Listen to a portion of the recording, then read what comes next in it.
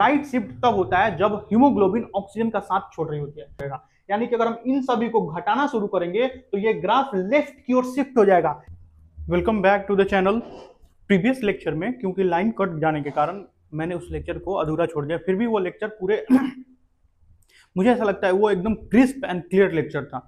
अगर आपने उसको देख लिया है तो बहुत अच्छी बात है, आप इस लेक्चर को शुरू कर सकते हैं। नहीं तो कम से कम उस लेक्चर को देख लीजिए ताकि आप क्या हो सके, समझ सके कि कैसे ऑक्सीजन का कार्बन डाइऑक्साइड का ट्रांसपोर्ट हो रहा है। गलती से भी उस लेक्चर को स्किप करके इस लेक्चर पे मत आइएगा, क्योंकि वो बेसिक है कि आज के लेक्चर का बेसिक होने वाला है। वहीं हम उसी लेक्चर को बेसिस मानकर हम अपने नोट्स को कंप्लीट करेंगे, क्योंकि हमारा नोट्स बाकी रह गया था।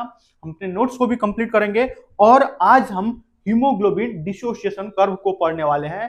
तो अगर आपने उस लेक्चर को नहीं देखा है तो ये लेक्चर आपको समझ में नहीं आने वाला है। अगर आपने 9th लेक्चर को नहीं देखा है तो ये लेक्चर आपको बिल्कुल भी समझ में नहीं आने वाला है, क्योंकि आपने बेसिक को ही छोड़ दिया है तो समझ में कैसे आएगा।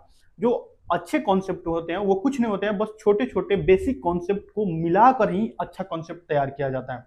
बायोलॉजी में ऐसा ही होता है, छोटे छोटे कॉन्सेप्ट को अगर आप ध्यान में रखिएगा उसी से एक ऐसा कॉन्सेप्ट निकल के आएगा जो आपको एकदम अमेज कर देगा। आपको लगेगा कि ये मैंने क्या पढ़ लिया है।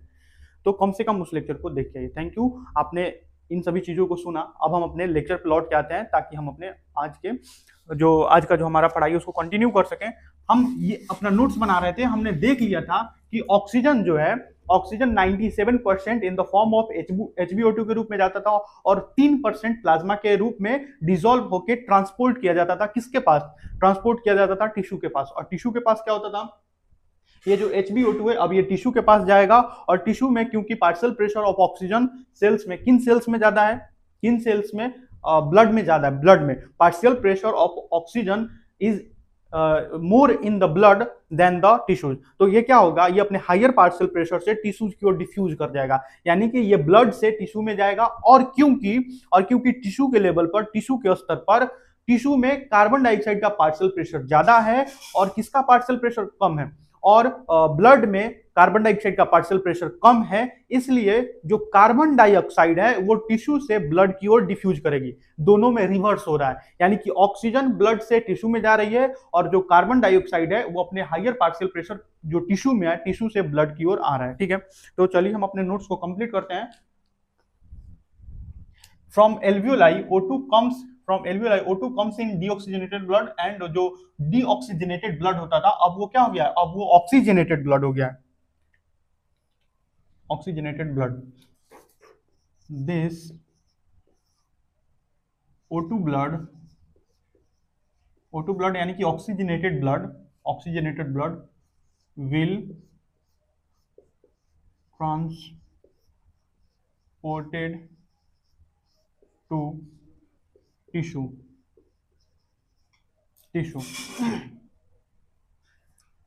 and due to difference in partial pressure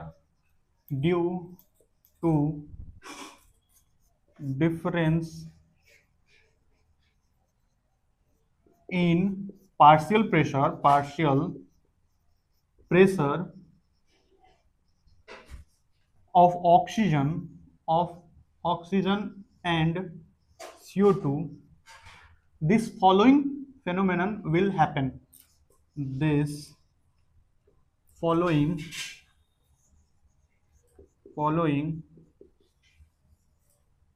phenomenon will happen. अब देखिए क्या हो रहा है, क्या होगा? ये जो ऑक्सीजनेटेड ब्लड है वो ट्रांसपोर्ट किया जाएगा टिश्यू के पास, और टिश्यू के पास क्योंकि ऑक्सीजन एंड कार्बन डाइऑक्साइड का पार्शियल प्रेशर अलग अलग है, जो ऑक्सीजन है वो किस में ज्यादा है? वो उसका पार्शियल प्रेशर ब्लड में ज्यादा है, तो ये ब्लड से टिश्यू में डिफ्यूज कर जाएगी।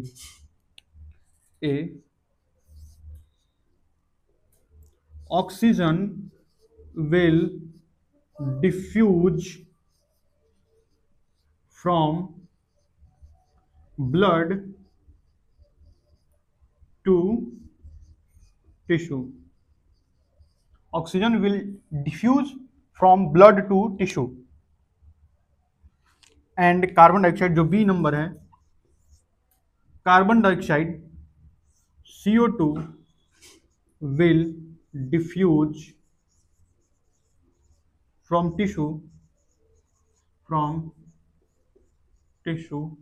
To blood. ये हमने देख लिया था कि कैसे जो कार्बन डाइऑक्साइड आती थी तो HbO2 को तोड़ देती थी और HB के साथ खुद बॉन्ड बना लेती थी, HB के साथ बॉन्ड बनाती थी, जिससे जो ऑक्सीजन है वो फ्री हो जाता था और फ्री ऑक्सीजन और ब्लड से कहां चला जाता था, वो ब्लड से टिश्यू में चला जाता था। This all process some reaction will happen at this time कुछ रिएक्शंस होंगी जो हम समझ लेते हैं, क्योंकि अभी बोर्ड छोटा ही है और इससे ज्यादा मैं नीचे लिखूंगा तो दिखना बंद हो जाएगा, तो कम से कम आप इसको नोट डाउन कर लीजिए ताकि हम इसके अगले कॉन्सेप्ट को समझ सके कि जो रिएक्शंस है वो रिएक्शन कैसे हो रही है। हालांकि हम पिछले लेक्चर में भी पढ़ चुके हैं, इस लेक्चर में हम उस रिएक्शन को देखने वाले हैं। नोट डाउन कीजिए इसको।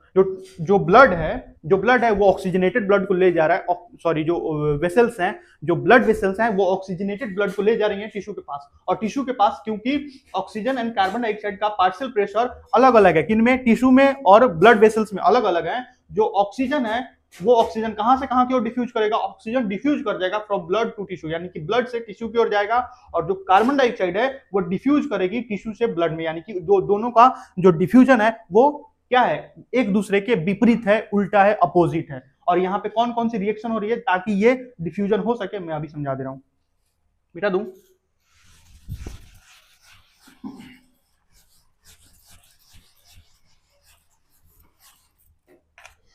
ये देखिए, ये अपकमिंग CO2 है, ये जो CO2 है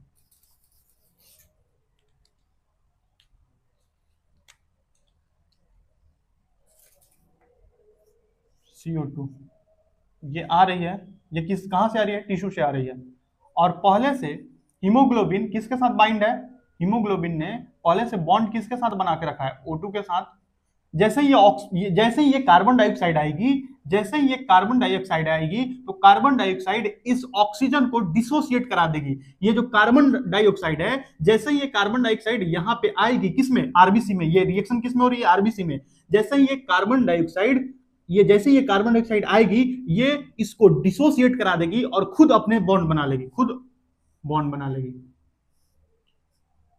तो यहां पे क्या हो रहा है, यहाँ पे HbCO2 बन रहा है प्लस ऑक्सीजन रिलीज हो रहा है, और ये ऑक्सीजन कहां डिलीवर कर दिया जाएगा, टिश्यूज में। इधर टिश्यूज है, इधर ब्लड है।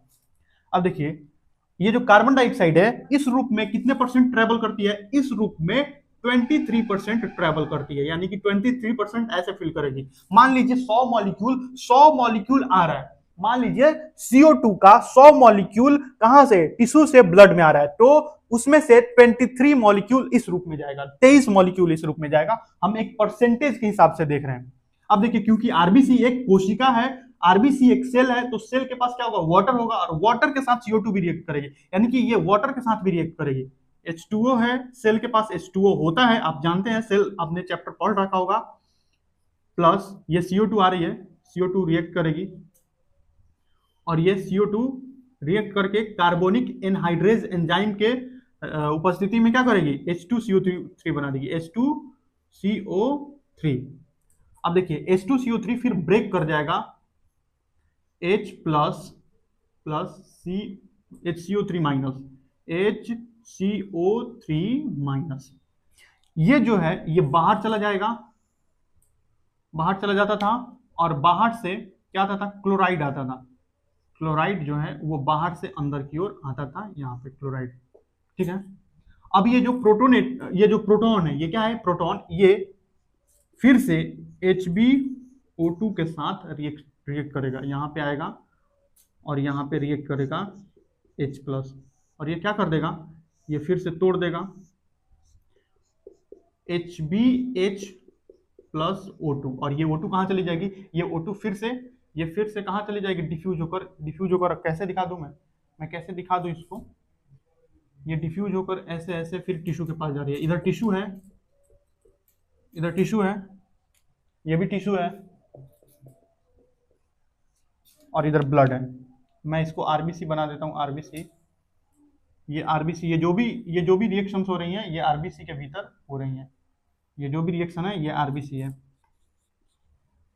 ठीक है, आरबीसी में क्या होता है? RBC contain contain contains HB, HB HB यानी कि हीमोग्लोबिन।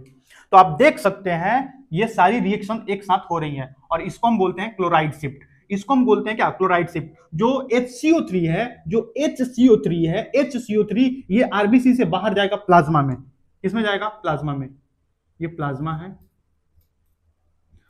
और आयोनिक बैलेंस को मेंटेन करने के लिए, आयोनिक बैलेंस को मेंटेन करने के लिए HCO3 क्योंकि एक माइनस लेके बाहर जा रहा है, यहां पे क्लोराइड शिफ्ट होगा और क्लोराइड शिफ्ट अपने साथ, क्लोराइड जो है वो अपने साथ एक माइनस ले आएगा। एक माइनस गया, एक माइनस चला आया, इससे आयोनिक बैलेंस किसमें मेंटेन रहेगा? आरबीसी सेल्स में आयोनिक बैलेंस मेंटेन रहेगा ताकि इनमें किसी भी प्रकार का एक्स्ट्रा चार्ज डेवलप ना हो सकता है एक्स्ट्रा चार्ज डेवलप होने से ये पोलर हो जाए और पोलर होने के कारण इनका रिएक्शन कुछ और होने लगे, इसीलिए यहाँ पे क्लोराइड शिफ्ट होता है। और क्लोराइड शिफ्ट जरूरी है ताकि जो सेल्स हैं उनमें किसी भी प्रकार का एक्स्ट्रा चार्ज डेवलप ना हो। ठीक है, या हो सकता है वोल्टेज गेटेड चैनल। अगर आप नहीं जानते हैं कि वोल्टेज गेटेड चैनल क्या होते हैं, कुछ ऐसे चैनल्स होते हैं जो वोल्टेज के थ्रू ओपन होते हैं। हो सकता है इनके प्लाज्मा मेम्ब्रेन पर चैनल्स होंगे किसी चीज के, और क्योंकि यहाँ पे माइनस ज्यादा हो रहा है, यहाँ पे अगर ये बाहर जा रहे हैं तो यहाँ पे माइनस ज्यादा हो रहा है बाहर की ओर, और क्या होगा? पॉजिटिव चार्ज अंदर की ओर ज्यादा हो जाएगा। अगर समझ में नहीं आ रहा है तो छोड़ दीजिए। वोल्टेज गेटेड चैनल क्या होती हैं, इन सभी चीजों के बारे में neural control and coordination chapter में पढ़ना है। आप बस इतना ध्यान रखिए कि HCO3 बाहर इसलिए बाहर जा रहा है और प्लाज्मा के साथ ये ट्रेवल करेगा, और क्लोराइड प्लाज्मा से अंदर की ओर आ रही है। क्यों? क्योंकि ये आयोनिक बैलेंस को मेंटेन रखने के लिए जरूरी है। मिटा दो इसको। अब इसका नोट्स जो है, नोट्स हम लिख लेते हैं। ये रिएक्शंस हो रही है, हमने लिखा था ना कुछ रिएक्शंस होंगी, यही रिएक्शंस हो रही हैं। और इस रिएक्शन में ध्यान रखने लायक क्या बात है? HbCO2 के साथ ये HbO2 और CO2 रिएक्ट करके क्या करते हैं? O2 को रिलीज करा रहा है कहां पे? टिश्यू के पास। ये सारा लिखने का, अगर लिखना चाहिएगा तो आप बहुत सारा पेज भर लीजिएगा, लेकिन इसको इस तरह से ध्यान रखिएगा तो होगा ये कि आप इसको लिख भी सकते हैं किसी एग्जाम में जाकर, और इसको ग्रास्प करने में ज्यादा आसानी होगी, रिवीजन करने में ज्यादा आसानी होगी। अगर ज्यादा पेज का नोट्स बना लीजिएगा तो बहुत ज्यादा क्या होगा? कंफ्यूजन क्रिएट हो जाएगा। मिटा दूं? मिटा दूं?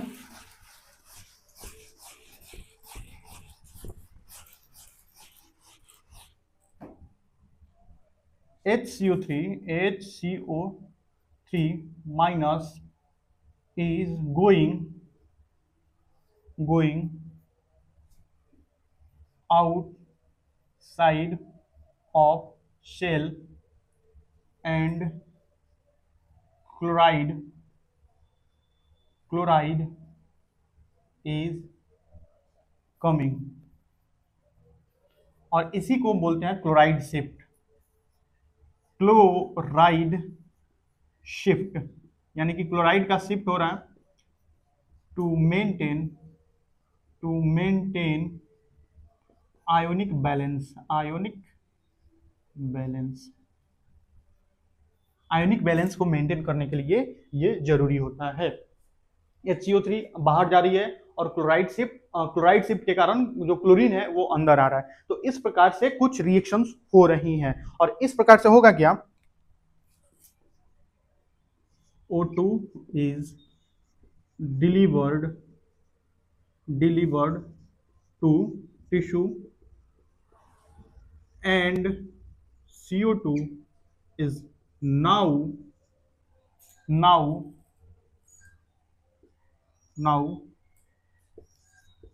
ready to transported from tissue to alveoli in the form of किस रूप में?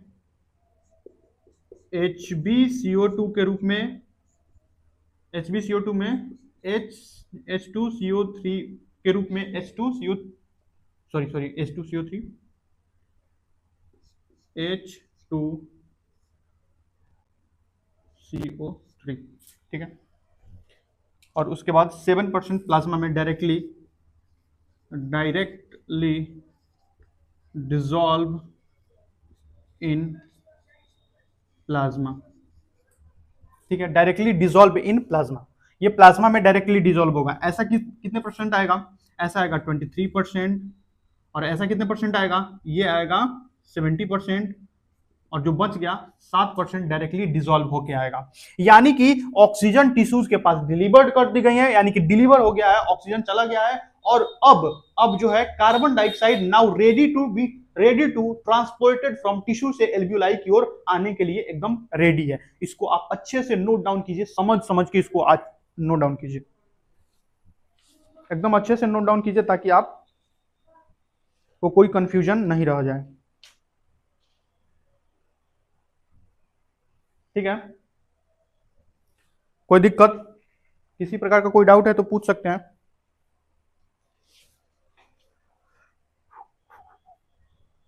O2 डिलीवर कर दिया गया टिश्यू के पास, और कार्बन डाइऑक्साइड अब तैयार है वहां से आने के लिए।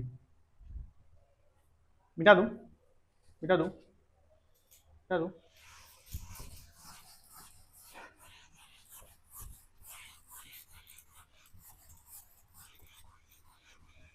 देखिए यहां पे क्या हो रहा है, हम इधर एल्वियोलाई के बारे में देख रहे हैं, एल्वियोलाई, और इधर हम देख रहे हैं एट टिश्यू। आप लिख सकते हैं एट एल्वियोलाई, एट टिश्यू। तो आप ध्यान से ये सोच कर बताइए कि एल्वियोलाई के पास कार्बन डाइऑक्साइड का जो कॉन्सेंट्रेशन है वो ज्यादा होगा, या टिश्यूज के पास कार्बन डाइऑक्साइड का कॉन्सेंट्रेशन, पार्शियल प्रेशर ज्यादा होगा। ऑब्वियसली इसके पास कार्बन डाइऑक्साइड का पार्शियल प्रेशर ज्यादा है, और इसके पास एल्वियोलाई के पास कार्बन डाइऑक्साइड का पार्शियल प्रेशर कम है। उसी प्रकार से यहाँ पे पार्शियल प्रेशर ऑफ ऑक्सीजन ज्यादा है, और यहाँ पे पार्शियल प्रेशर ऑफ ऑक्सीजन कम है, इसीलिए ये डिफ्यूज कर रहा है, इसीलिए तो डिफ्यूज हुआ है, इसीलिए तो टिश्यू के पास डिफ्यूज हुआ है, क्योंकि वहां पे कम था, तो टिश्यू के पास, एल्वियोलाई के पास जो पार्शियल प्रेशर ऑफ ऑक्सीजन है PO2 क्या होता है? PO2 होता है ज्यादा। उसके बाद जो partial pressure of carbon dioxide है, ये होता है क्या? ये होता है कम। और एक और बात, अगर partial pressure of carbon dioxide कम है, यानी कि पार्शियल प्रेशर कार्बन डाइऑक्साइड का कम है, तो H2CO3 ज्यादा बनेगा या कम बनेगा? H2CO3 जो कार्बन डाइऑक्साइड जब वाटर से रिएक्ट करती थी तो क्या बनाती थी? H2CO3, यानी कि कौन सा एसिड? कार्बनिक एसिड। तो वो कार्बनिक एसिड कम होगा या ज्यादा होगा? अगर कार्बन डाइऑक्साइड कम है तो ऑब्वियस सी बात है वो कम वाटर से रिएक्ट करेगी और H2CO3 कम बनेगा। दिस मीन्स, इसका मतलब क्या होता है? H2CO3 भी कम होगा, क्योंकि कार्बन डाइऑक्साइड ही कम है तो ये भी कम बनेगा। अच्छा, ये बनता था तो कैसे स्प्लिट हो जाता था? स्प्लिट हो जाता या नहीं होता था? स्प्लिट हो जाता था किस में? H प्लस और HCO3 माइनस में, HCO3 माइनस में। तो अगर ये कम है तो ये भी तो कम होगा, यानी कि concentration of H plus ion is low, और ये लो है, यानी कि हाइड्रोजन का कंसेंट्रेशन लो है, यानी कि हाइड्रोजन प्लस का, मैंने हाइड्रोजन बोल दिया, H प्लस का कंसेंट्रेशन लो है, तो pH ज्यादा होगा या कम होगा? सुनिए, जो pH होता है, pH हाइड्रोजन का जो कंसेंट्रेशन जब बढ़ता है तो pH एसिडिक हो जाता है, यानी कि pH कम होने लगता है। जब हाइड्रोजन का कंसेंट्रेशन, जब H प्लस का कंसेंट्रेशन बढ़ता है तो pH लो हो जाता है, यानी कि जो मीडियम है, मीडियम एसिडिक होता है। अगर हम किसी मीडियम में बहुत ज्यादा H प्लस आयन दे दें, इसका मतलब क्या हुआ? वो मीडियम एसिडिक मीडियम हो जाएगा। वो मीडियम कैसा मीडियम हो जाएगा? Acidic medium. तो यहाँ पे ध्यान से देखिए, यहाँ पे H प्लस आयन कम है, यानी कि यहाँ पे pH ज्यादा होगा, और pH ज्यादा होगा यानी कि बेसिक हो जाएगा, यानी कि क्या हो जाएगा? बेसिक, एसिडिक नहीं रहेगा, बेसिक हो जाएगा। तो H प्लस आयन यहाँ पे ज्यादा है, और एक होगा ये due to decrease in H plus ion,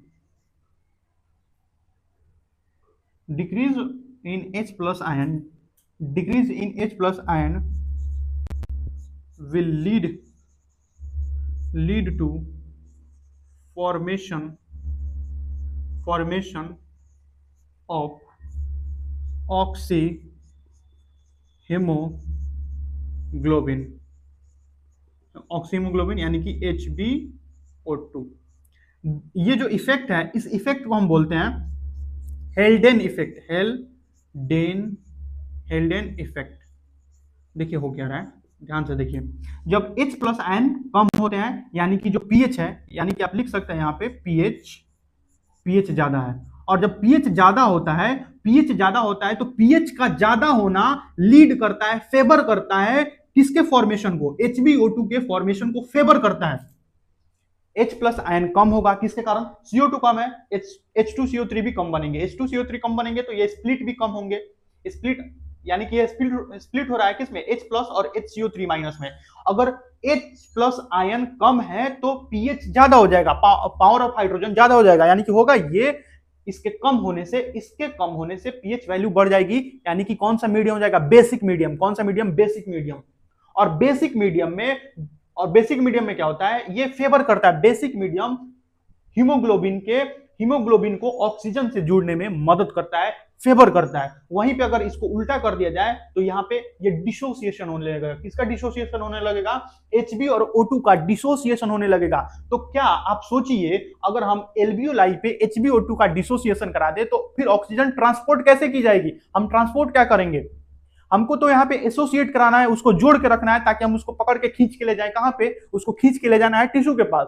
अगर हम यहीं पे तोड़ने लगे बैठ के, तो हम फिर ऑक्सीजन ट्रांसपोर्ट नहीं की जाएगी, सारी सेल्स मर जाएंगी। सारी सेल्स में वैसे ही जो भी ग्लूकोज पड़ा हुआ है, जो भी अमीनो एसिड पड़ा हुआ है, जो कुछ भी है, रिएक्शन नहीं होंगी, मेटाबॉलिक रिएक्शन रुक जाएंगी, जिसके कारण सेल डेथ हो जाएगा। और अगर सारी सेल डेथ हो जाए तो अल्टीमेटली हम भी मर जाएंगे। तो ये इसलिए जरूरी है। और यहाँ पे एल्वियोलाई पे ऐसा होता है। और इस इफेक्ट को बोलते हैं हेल्डेन इफेक्ट। हेल्डेन एक साइंटिस्ट का नाम है और उस साइंटिस्ट के नाम पे ये इफेक्ट रखा गया है। जस्ट इसका अपोजिट होगा। एल्वियोलाई पे ऐसा होता है, लेकिन टिश्यू पे क्या होता है? टिश्यू पे पार्शियल प्रेशर ऑक्सीजन कम होता है। आप सीधा उल्टा लिख सकते हैं, या आप अपने नोटबुक में देख सकते हैं कि पार्शियल प्रेशर ऑक्सीजन का टिश्यू पे ज्यादा होता है या कम होता है। ऑब्वियस सी बात है, आप देख के बताइए कि क्या होता है। तो आप देख पा रहे होंगे जो पार्शियल प्रेशर ऑफ ऑक्सीजन है वो टिश्यू के पास कम होता है। क्या ज्यादा होता है? Partial pressure of carbon dioxide ज्यादा होता है। आप एकदम क्लियरली देख सकते हैं, ज्यादा होता है। और ज्यादा होता है यानी कि H2CO3 ज्यादा बनेगा, H2CO3 भी ज्यादा बनेगा। H2CO3 अगर ज्यादा बन रहा है तो स्प्लिट होगा, यानी कि इसका कॉन्सेंट्रेशन अब बढ़ जाएगा। H प्लस का कॉन्सेंट्रेशन बढ़ जाएगा। अब सिर्फ यहाँ पे H प्लस आने दीजिए, क्योंकि अगर हम बना दीजिए HCO3 माइनस। H प्लस का कॉन्सेंट्रेशन बढ़ रहा है, इसका मतलब pH लो हो जाएगा, pH डिक्रीज यानी कि एसिडिक मीडियम, एसिडिक हो जाएगा, एसिडिक। और इस समय क्या होगा? जब pH घट रहा है तो ये एकदम उल्टा हो जाएगा। Due to increase in H plus ion,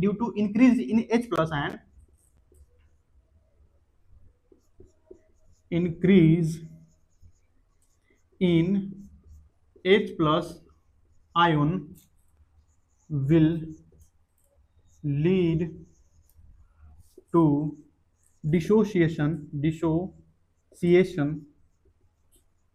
of HbO2 यानी कि ऑक्सी हीमोग्लोबिन डिसोशिएट कराएगा। it will help in delivering oxygen to tissue at tissue. Sorry, at मत लिखिए, क्योंकि एट वहां पे टिश्यू लिख दिया गया। देखिए अब हो ये रहा है कि जब उधर से कार्बन डाइऑक्साइड आती थी, कार्बन डाइऑक्साइड जब टिश्यू से डिफ्यूज करके ब्लड में आती थी, तो क्या होगा? जो H2CO3 है वो ज्यादा बनेगा। H2CO3 ज्यादा बनेगा तो प्रोटॉन भी ज्यादा बनेगा। ये तो बाहर चला जाता था, ये सेल से बाहर चला जाता था। और इसके ज्यादा होने से, H प्लस के ज्यादा होने से pH लो हो जाएगा, एसिडिक हो जाएगा। तो जब भी ऐसा होता है, जब भी pH इंक्रीज करता है तो HbO2 का डिसोसिएशन होने लगता है, यानी कि HbO2 टूटते हैं और टूट के ऑक्सीजन कहां चला जाता है? किसके पास चला जाता है? टिश्यूज के पास, वही मैंने लिख दिया है, it will help in delivering oxygen to tissue. और इस प्रकार से ऑक्सीजन का डिलीवरी किया जाएगा किसके पास? टिश्यू के पास। और इस इफेक्ट को, this effect is called effect, this effect, इतना मत लिखिए, इस इफेक्ट को हम बोलते हैं Bohr's effect, Bohr's effect. Note down कीजिए, ये हेल्डेन इफेक्ट है, ये बोहर्स इफेक्ट है। बोहर्स इफेक्ट कहां होता है? बोहर्स इफेक्ट होता है टिश्यू के पास, और हेल्डेन इफेक्ट एल्वियोलाई के पास। एकदम क्लियरली अच्छे से नोट डाउन कीजिए, अच्छे से नोट डाउन कीजिए।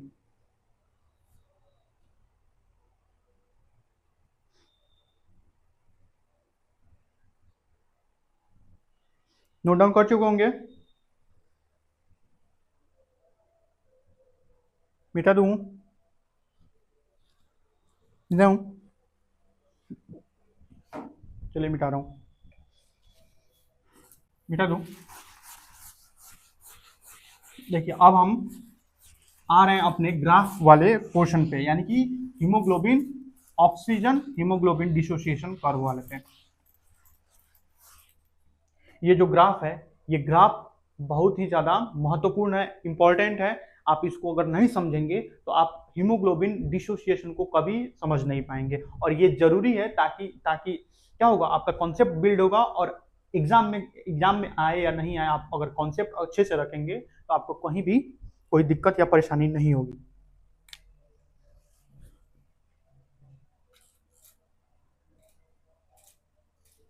Oxygen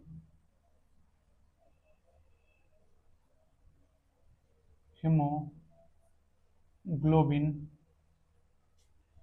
oxygen haemoglobin dissociation curve. हालांकि ये एसोसिएशन को भी दिखा सकता है, लेकिन इसका नाम पहले से वैज्ञानिकों ने ऐसा रख दिया है डिसोसिएशन।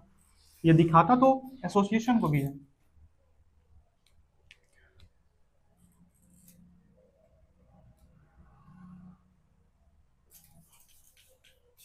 हम एक ग्राफ खींचने वाले हैं, x axis and y axis में। यह है अपना वाई एक्सिस और यह है अपना x axis.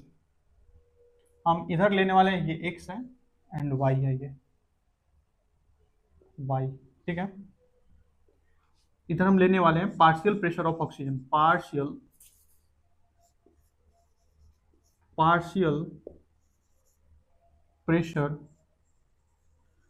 Pressure of oxygen. इधर हम लेने वाले हैं, इधर क्या लेने वाले हैं? Percentage saturation of Hb with O2, यानी कि हीमोग्लोबिन का ऑक्सीजन के साथ कितना परसेंटेज सेचुरेशन है, ये हम देखने वाले हैं। और इधर आप ध्यान रखिए, मान लीजिए ये हीमोग्लोबिन का एक मॉलिक्यूल है, हीमोग्लोबिन का क्या है? एक मॉलिक्यूल है। हीमोग्लोबिन का क्या है? एक मॉलिक्यूल है। और हम जानते हैं हीमोग्लोबिन के एक मॉलिक्यूल में यहाँ पे ऐसे ऐसे 4 फेरस होते थे, 4 हीम ग्रुप होते थे। कितने हीम ग्रुप होते थे? 4 हीम ग्रुप। एक ऑक्सीजन इससे बाइंड करती थी, एक ऑक्सीजन इससे बाइंड करती थी, एक ऑक्सीजन इससे बाइंड करती थी, एक ऑक्सीजन इससे बाइंड करती थी, एक ऑक्सीजन इससे बाइंड करती थी, ठीक है। तो इसको मिटा देते हैं। ये हीम ग्रुप है, और हीम ग्रुप के साथ क्या बाइंड करता था? ऑक्सीजन। बस इतना ही ध्यान रखिएगा। और ये किसका मॉलिक्यूल है? ये Hb का मॉलिक्यूल है, Hb मॉलिक्यूल। ये हम 0 लेते हैं, यहाँ पे हम 26 mmHg, 26, यहाँ पे 40 mmHg, ठीक है, 40 mm ऑफ Hg। और यहाँ पे हम लेते हैं 95, 50, ठीक है, 95 mmHg।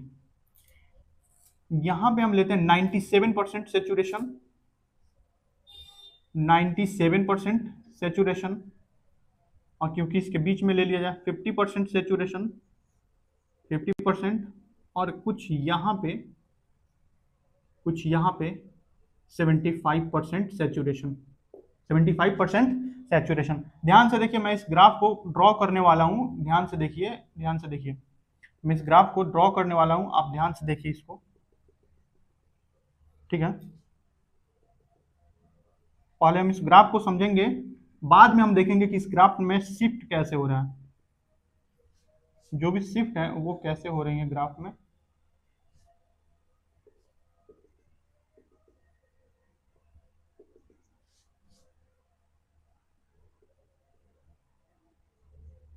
ये है ग्राफ, और इस ग्राफ के एक्स एक्सिस पर हमने पार्शियल प्रेशर ऑक्सीजन का लिया है, और वाई एक्सिस पर हमने सैचुरेशन लिया है कि जो हीमोग्लोबिन है वो ऑक्सीजन के साथ कितना सैचुरेटेड है, यानी कि कितना जुड़ा हुआ है, कितना एसोसिएट है, कितना उससे जुड़ गया है, कितना परसेंट जुड़ा हुआ है, कितना परसेंट जुड़ा हुआ है, वो हमने लिया है। और एक्स एक्सिस पर हमने पार्शियल प्रेशर ऑक्सीजन का लिया हुआ है कि ये किस पार्शियल प्रेशर पर कितना परसेंट सैचुरेट है। आप इस ग्राफ को ऐसे मैं ड्रॉ कर रहा हूं, आप अभी ड्रॉ मत कीजिएगा, इस ग्राफ को अभी ड्रॉ गलती से भी मत कीजिएगा, मैं पहले इसको ड्रॉ कर दे रहा हूं।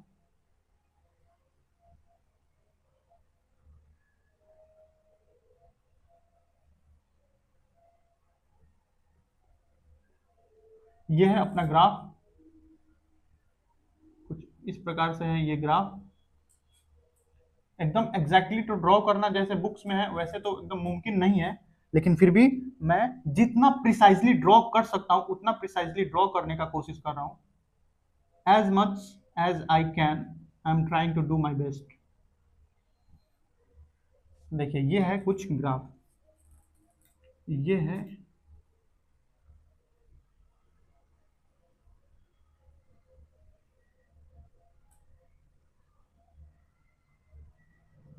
मुझे एक्सपेक्टेशन नहीं थी कि इतना अच्छा ड्रॉ हो जाएगा, लेकिन गलती से इतना अच्छा ड्रॉ हो गया है। देखिए होगा यार, आप इस ग्राफ के थ्रू क्लियरली देख सकते हैं कि जब पार्शियल प्रेशर 26 mm Hg है, यानी कि 26 mm ऑफ Hg है, किसका पार्शियल प्रेशर, ऑक्सीजन का, तो जो हीमोग्लोबिन है वो 50% सैचुरेटेड है। तो 50% का क्या मतलब है, इस 50% का क्या मतलब होता है? 50% का मतलब ये होता है, इसमें टोटल कितने फेरस के मॉलिक्यूल है, 4, और एक ऑक्सीजन के साथ, एक फेरस के साथ एक ऑक्सीजन का मॉलिक्यूल बाइंड करेगा। टोटल कितने हैं, 4। ये एक Hb का मॉलिक्यूल है, ये एक हीमोग्लोबिन का मॉलिक्यूल है, ये एक हीमोग्लोबिन का मॉलिक्यूल है। अगर आपने हीमोग्लोबिन के स्ट्रक्चर को नहीं समझा है तो ये परसेंटेज सैचुरेशन आपको समझ में आ ही नहीं सकता है, क्योंकि परसेंटेज सैचुरेशन आपको समझ में नहीं आएगा तो ये ग्राफ भी समझ में नहीं आएगा। अब देखिए, मान लीजिए कोई पार्शियल प्रेशर है, वहां पे एक ऑक्सीजन का मॉलिक्यूल बाइंड किया, तो 4 में से एक बाइंड कर गया, 4 में से एक बाइंड कर गया, तो 4 में से एक बाइंड कर रहा है, इसको हम क्या बोल सकते हैं, इसका परसेंटेज कैसे निकालेंगे, एक बाइंड कर गया, टोटल कितने हैं, 4, और 100 से मल्टीप्लाई कर दीजिए, 100 से क्या कर दीजिए, मल्टीप्लाई, तो ये 25% आ जाएगा। यानी कि अगर फेरस का जो फेरस है, अंदर का जो कोर फेरस है, अगर उससे एक ऑक्सीजन का मॉलिक्यूल बाइंड कर रहा है तो ये 25% सैचुरेशन को शो कर रहा है। यानी कि इधर से अगर हम ऑक्सीजन देना शुरू कर दें, इधर से हम अगर ऑक्सीजन को देना शुरू कर दें, इधर से हम क्या दे रहे हैं, ऑक्सीजन दे रहे हैं, O2 अंदर जा रहा है, O2 अंदर जा रहा है, ऑक्सीजन के पार्शियल प्रेशर को हम बढ़ा रहे हैं, ऑक्सीजन को भेज रहे हैं, ऑक्सीजन को भेज रहे हैं। तो कोई तो ऐसा समय होगा, यहां पे मान लीजिए यहाँ पे 50 है, यहाँ पे 25 हो जाए, यहाँ पे 25 हो जाए, तो अगर हम इसको ऐसे करेंगे तो होगा ये कि कुछ ना कुछ तो ऐसा पार्शियल प्रेशर रहा होगा, कुछ ना कुछ तो ऐसा पार्शियल प्रेशर यहाँ पे एक्स रहा होगा, यहाँ पे कुछ एक्स पार्शियल प्रेशर है जिस पर जो हाइड्रोजन है, सॉरी जो हाइड्रोजन बोल रहा हूं, जो हीमोग्लोबिन है, हीमोग्लोबिन में जो 4 मॉलिक्यूल है, किसके, हीम के जो 4 मॉलिक्यूल है, उनमें से एक ऑक्सीजन के साथ बाइंड कर गया। एक मॉलिक्यूल हीम का, एक मॉलिक्यूल जो हीम इसमें है वो ऑक्सीजन के एक मॉलिक्यूल से बाइंड कर गया, यानी कि 4 में से 1/4 और गुना अगर हम 100 करें तो 25% बाइंड कर गया एक्स प्रेशर पे। कितने प्रेशर पे, एक्स पार्शियल प्रेशर पे।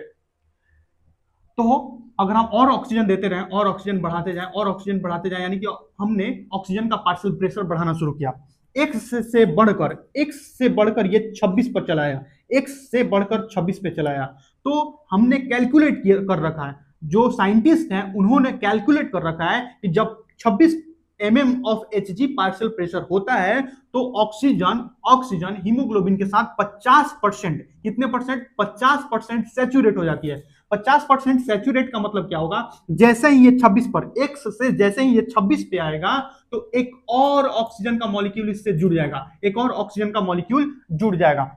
अब देखिए 2/4 टोटल कितना है 4, और कितना सैचुरेट हो गया, 2 सैचुरेट हो गया। इसको 100 से मल्टीप्लाई कर दीजिए, ये अगर कितना से कटेगा 25, और 25 इंटू 2 करिएगा तो कितना आएगा 50% सैचुरेट हो गया। कितने पार्शियल प्रेशर पे, 26% पे ये 50% सैचुरेट हो गया।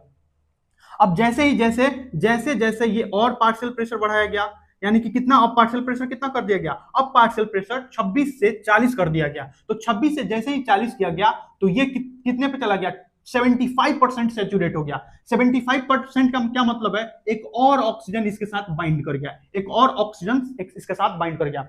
ध्यान रखने वाली बात यह है कि हम एक Hb के मॉलिक्यूल में देख रहे हैं, हम पूरे ब्लड में नहीं देख रहे हैं। पूरे ब्लड में भी ऐसा ही हो रहा होगा, पूरे के पूरे ब्लड में जो भी इसमें हम पार्शियल प्रेशर ऑक्सीजन का बढ़ा रहे हैं तो हम एक मॉलिक्यूल में देख रहे हैं, बाकी सारे मॉलिक्यूल्स में भी वैसा ही हो रहे हैं। बाकी सारे मॉलिक्यूल्स में अभी तक 3 ऑक्सीजन के मॉलिक्यूल बाइंड कर चुके हैं, किस ग्रुप से, हीम ग्रुप से। हम जानते हैं जो ऑक्सीजन होता है वो हीमोग्लोबिन के हीम ग्रुप से बाइंड करता है, और जो कार्बन डाइऑक्साइड होता है वो एमीन ग्रुप से, वो प्रोटीन के ग्लोबिन वाले पार्ट से बाइंड करता था, इसीलिए उसको हम कार्ब एमिनो हीमोग्लोबिन बोलते हैं, और इसको ऑक्सी हीमोग्लोबिन बोलते हैं, क्योंकि ये हीम ग्रुप से बाइंड करता था। ठीक है, तो जैसे ही पार्शियल प्रेशर 40 पर गया तो ये कितने परसेंट बाइंड कर गया, 75%, और 75% का क्या मतलब है, 3/4। टोटल कितने हैं 4, कितना बाइंड कर चुका, 3 इंटू 100, तो ये कितना हो जाएगा 25 इंटू 3 इज इक्वल टू 75%।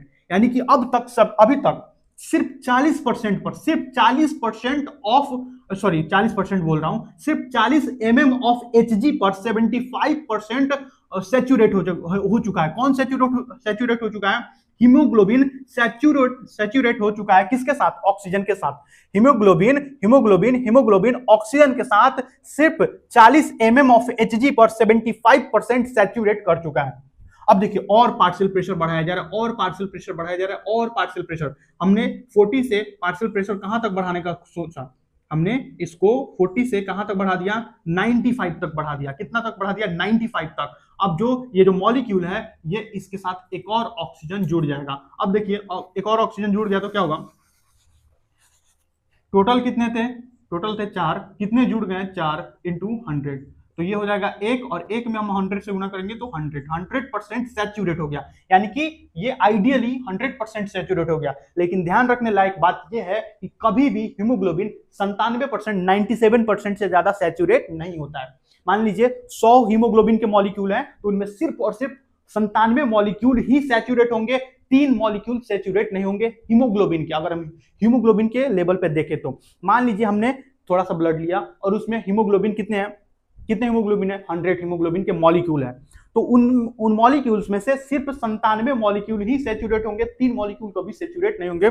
आप चाहे पार्शियल प्रेशर कितना भी बढ़ाते जाएं, 100% सैचुरेशन नहीं होता है, 100% सैचुरेशन नहीं होता है, हीमोग्लोबिन का 100% सैचुरेशन नहीं होता है।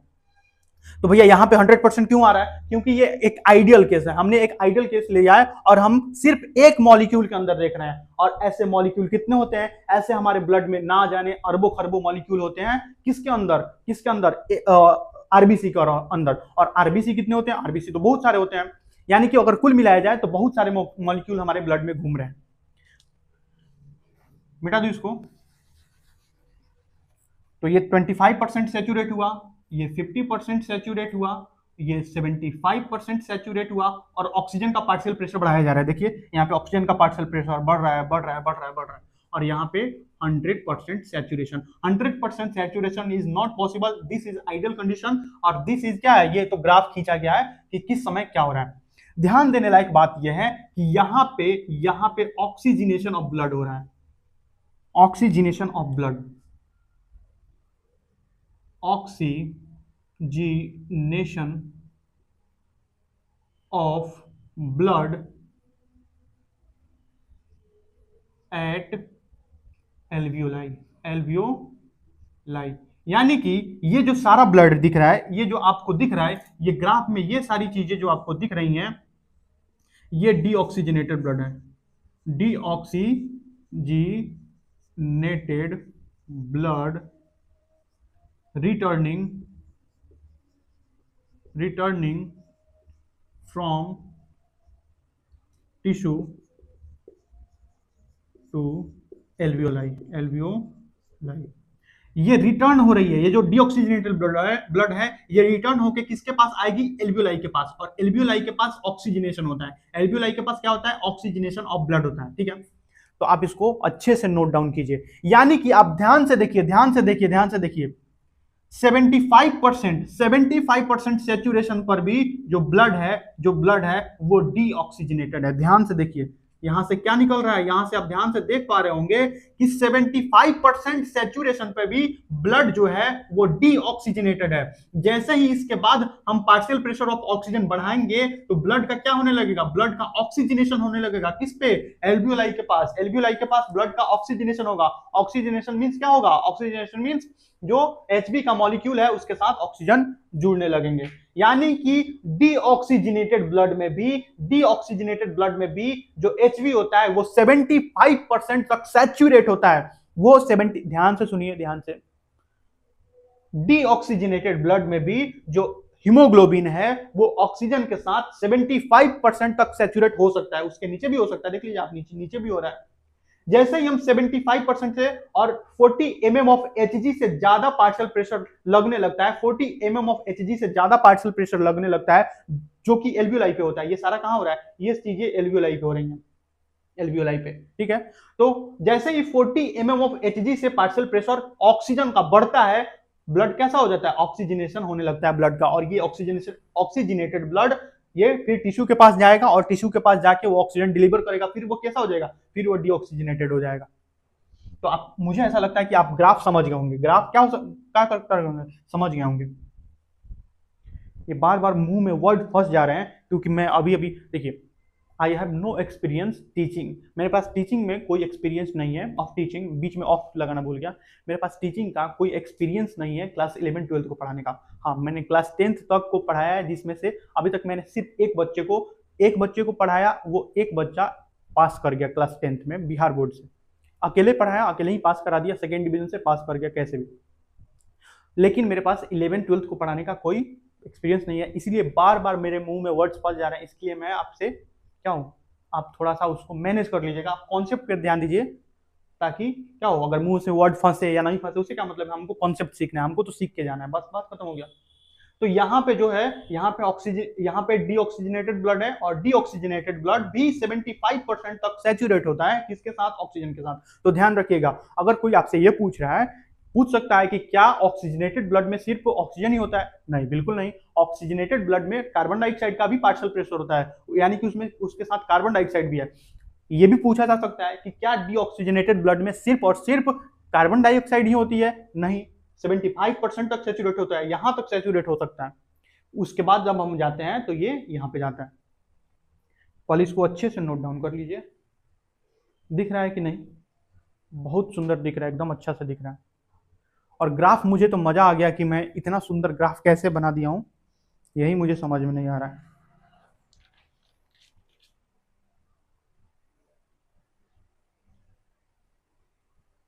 मिटा दूं? मिटाऊं? मिटा रहा हूं। देखिए, मैं तो पूरा नहीं मिटाऊंगा, लेकिन आप पूरे दूसरे पन्ने पे जाके तब आप बनाना शुरू कीजिएगा, क्योंकि मैं यही ग्राफ रख रहा हूं। मैं दोबारा बनाऊंगा तो हो सकता है मेरे से दोबारा ऐसा बने नहीं, बने तो थोड़ा गड़बड़ हो सकता है, लेकिन ये ग्राफ मुझे अच्छा लग रहा है, ठीक है। तो इसलिए आप इस ग्राफ को दूसरे कॉपी पे same to same exactly copy कीजिए। इन सभी चीजों को मत लिखिएगा, इन सभी चीजों को आपने लिख लिया है तो इन सभी चीजों को दोबारा मत लिखिएगा। ये पार्शियल प्रेशर को सेम रहने दीजिएगा, इसको सेम रहने दीजिएगा, मैंने इसको मिटा दिया, लेकिन इस सबको हटा दीजिएगा। हटाऊं? हटाऊं ना?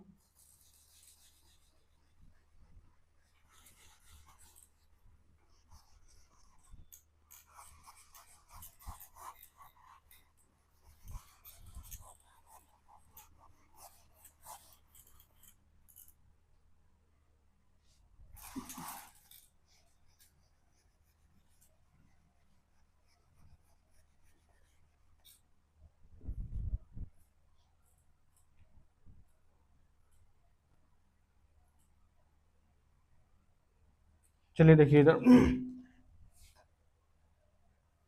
P50 वैल्यू, ये है P50 वैल्यू। P50 वैल्यू क्या होता है, मैं उसके बारे में लिख दे रहा हूँ। Percentage saturation of HB with O2, ठीक है।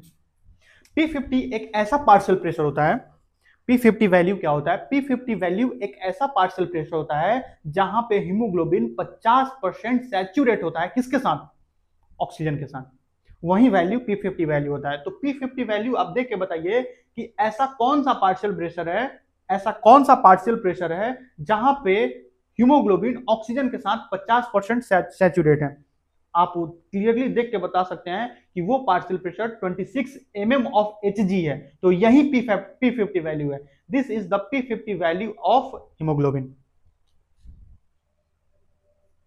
इसमें मत लिखिएगा, मैं इस ग्राफ को अभी रहने दे रहा हूं। आप नीचे नीचे पॉइंट वाइज लिखिएगा, पॉइंट वाइज। तो आप पॉइंट दे के लिखिएगा, ध्यान समझ रहे हैं। आप इस ग्राफ में ऐसा ही मत लिख दीजिएगा, गड़बड़ हो जाएगा। मैं इस ग्राफ को रखे हुए हूं ताकि मैं इसमें कुछ और बता सकूं। मैं ग्राफ का शिफ्ट दिखाऊंगा, ये जो ग्राफ कैसे शिफ्ट कर रही है, ये सारी चीजें दिखाऊंगा। आप ये जो पॉइंट लिख रहे हैं, ये पॉइंट को आप नीचे नोटबुक में नीचे लिखिएगा। P50 वैल्यू,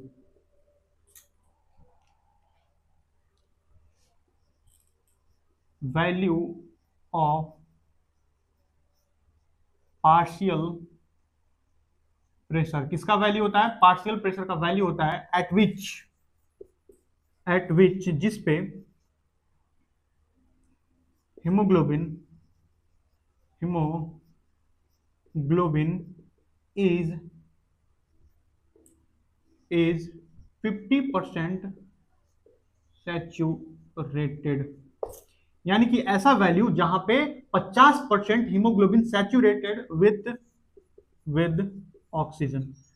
तो P50 वैल्यू क्या होगा? 26 mm Hg ऑफ ऑक्सीजन। ये ऑक्सीजन के लिए पूछा जा रहा है तो ये इतना होगा। अगर ये ऑक्सीजन के लिए पूछा जा रहा है तो वो 26 mm ऑफ Hg होगा, क्योंकि यही एक ऐसा पार्शियल प्रेशर है जहां पे जो हीमोग्लोबिन है वो ऑक्सीजन के साथ 50% सैचुरेट होता है। और 50% का मतलब क्या? 2 ऑक्सीजन के मॉलिक्यूल बाइंड कर चुके होंगे। यानी कि एक हीमोग्लोबिन के मॉलिक्यूल में अगर उसके अंदर जाए तो हीम के साथ 2 मॉलिक्यूल ऑफ ऑक्सीजन बाइंड कर चुके होंगे। यानी कि 50% तक सैचुरेशन हो चुका होगा।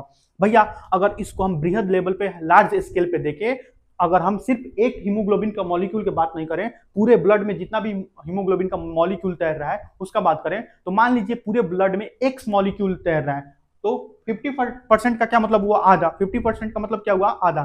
तो X/2 मॉलिक्यूल सैचुरेट हो चुका है, अब X/2 मॉलिक्यूल बाकी है सैचुरेट होना। तो इस प्रकार से ऐसा होता है। इसको नोट डाउन कर चुके होंगे? मिटा दूं? मिटाऊं? P50 वैल्यू क्या है समझ में आ गया? P50 वैल्यू क्या है समझ में आ गया?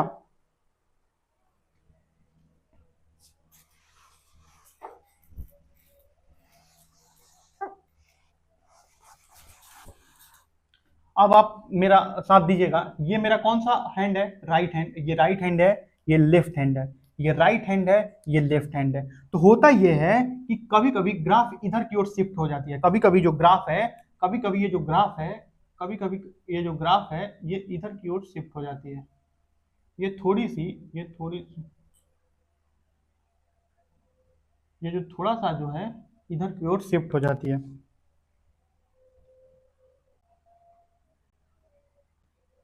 यानी कि ये कभी कभी राइट साइड की ओर शिफ्ट हो जाती है। किस तरफ शिफ्ट हो जाती है? राइट साइड की ओर। ये मेन हमारा, ये अपना ओरिजिनल ग्राफ है। तो कभी कभी ये राइट साइड की ओर शिफ्ट हो रही है, कभी कभी ये राइट साइड की ओर शिफ्ट हो रही है। इसको हम बोलते हैं right shift. Right shift, right shift, right shift. Right shift कब होता है? राइट शिफ्ट तब होता है जब हीमोग्लोबिन ऑक्सीजन का साथ छोड़ रही होती है। क्योंकि अगर मान लीजिए अगर ये ग्राफ नीचे आए, अगर ये ग्राफ नीचे आता जाए, राइट की ओर शिफ्ट करता जाए, तो आप ध्यान से देखिए कि अगर ग्राफ अगर नीचे आ रहा है, अगर ये नीचे की ओर ज्यादा राइट शिफ्ट कर जाए तो परसेंटेज सेचुरेशन घट रहा है, परसेंटेज सेचुरेशन घट रहा है, परसेंटेज सेचुरेशन घट रहा है। इसका मतलब क्या हुआ, यानी कि जितनी भी ऑक्सीजन ने बाइंड किया था किसके साथ, हीमोग्लोबिन के साथ बाइंड किया था, अब वो अनवाइंड हो रही है, यानी कि अब क्या कर रही है, अब वो डिसोसिएट हो रही है, सॉरी मैंने अनवाइंड बोल दिया, अब वो डिसोसिएट हो रही है, ऑक्सीजन के साथ वो डिसोसिएट हो रही है, और जो ऑक्सीजन है वो कहां चला जा रहा है, वो टिश्यू के पास जा रहा है। अगर ये ग्राफ नीचे की ओर आ रहा है यानी कि परसेंटेज सेचुरेशन घट रहा है, परसेंटेज सेचुरेशन घट रहा है, यानी कि ये जो ग्राफ है ये क्या दिखाना चाह रहा है, ये दिखाना चाह रहा है कि हीमोग्लोबिन डिसोसिएट हो रही है ऑक्सीजन के साथ।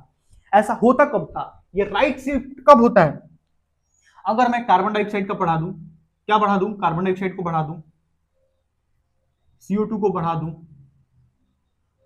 CO2 को बढ़ा दूं, CO2 को बढ़ जाने से क्या बढ़ेगा, H प्लस बढ़ जाएगा। देखिए ये राइट शिफ्ट कब कब होता है, CO2 को बढ़ा देने से, H प्लस के बढ़ा देने से, हमने देखा था अगर हम CO2 बढ़ाएंगे H प्लस बढ़ेगा, H प्लस बढ़ेगा तो क्या होगा, एसिडिटी बढ़ जाएगी, यानी कि पीएच वैल्यू बढ़ जाएगा, सॉरी बढ़ जाएगा मैंने, पीएच वैल्यू कम हो जाएगा, यानी कि जो मीडियम है वो एसिडिक हो जाएगा। और एसिडिक मीडियम में एसिडिक मीडियम में क्या होता था, एसिडिक मीडियम में हीमोग्लोबिन और ऑक्सीजन डिसोसिएट हो जाती थी, कहां पे, टिश्यू के लेवल पर। और इस इफेक्ट को हम कौन सा इफेक्ट बोलते थे, बोहर्स इफेक्ट, यानी कि राइट शिफ्ट में ग्राफ का आना बोहर्स इफेक्ट के कारण हो रहा है, बोहर्स इफेक्ट के कारण हो रहा है। और उसके बाद क्या होगा ये, और किसके किसके किसके कारण, तो ये ग्राफ जो है राइट शिफ्ट, राइट की तरफ शिफ्ट कर रहा है, राइट की तरफ शिफ्ट कर रहा है। ऐसा होता है जो मॉलिक्यूल है, एक और मॉलिक्यूल है, मैं समझा दे रहा हूं, ये बीपीजी क्या होता है, बीपीजी क्या होता है मैं अभी थोड़ी देर में समझा दे रहा हूं। ये एक मॉलिक्यूल होता है जो ग्लाइकोलिसिस में बनता है, पीएच पीएच घटता है तब होता है ये राइट शिफ्ट, किस किस कारण से, कॉज, ये कॉज है, ठीक है। तो इन सभी कारणों से, इन सभी कारणों से ऑल दीज फैक्टर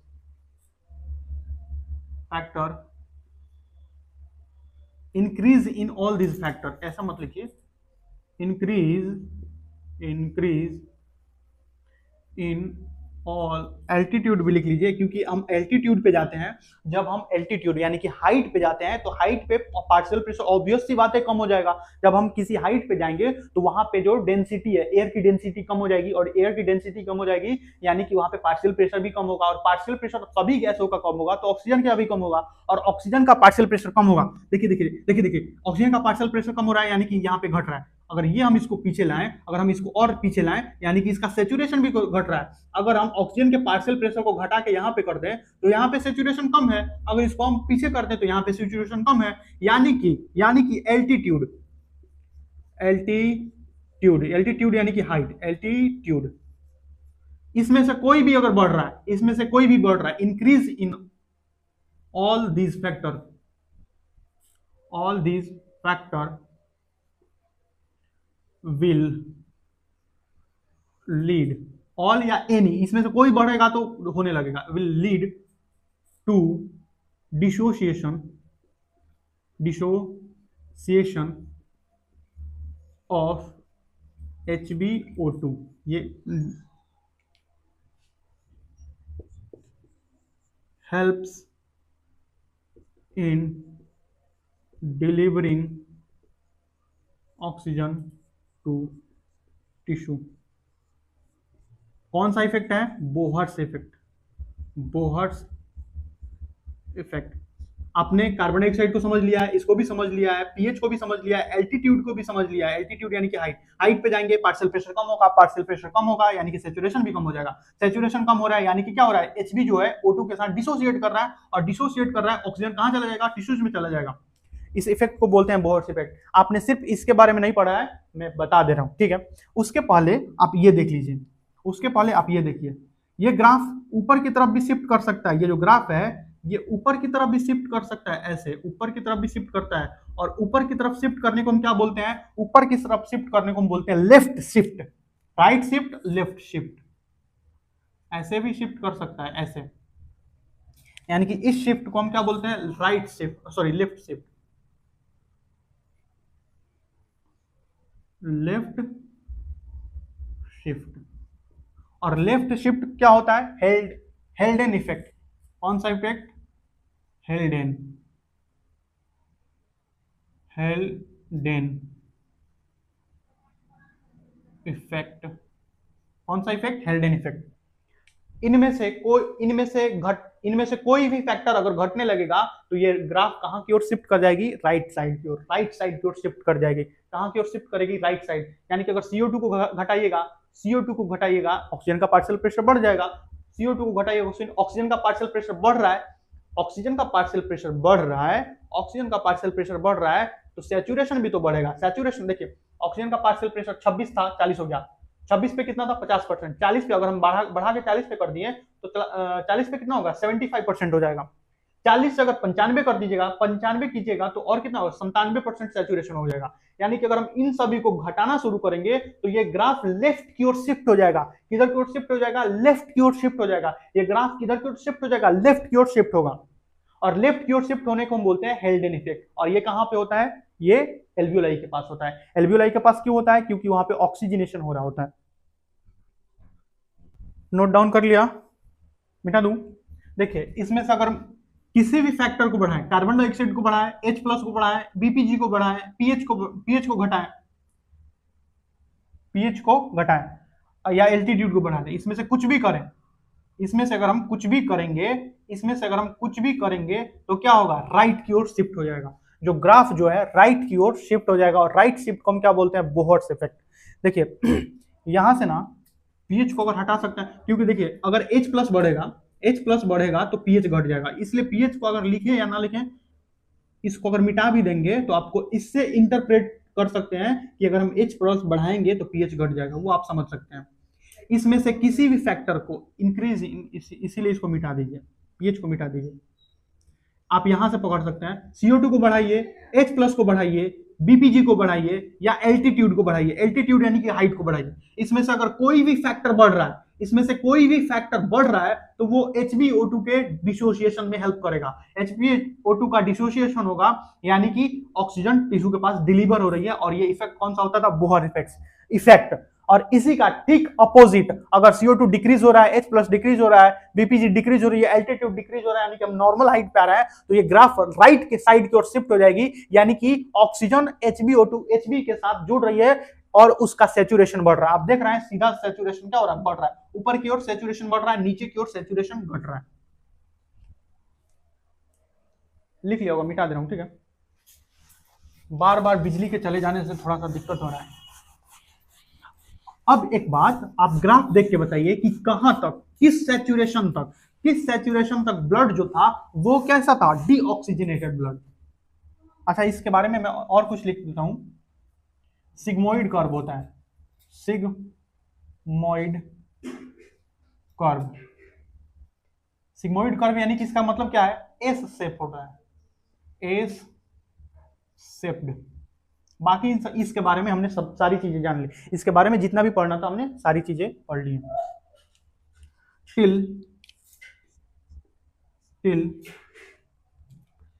75% saturation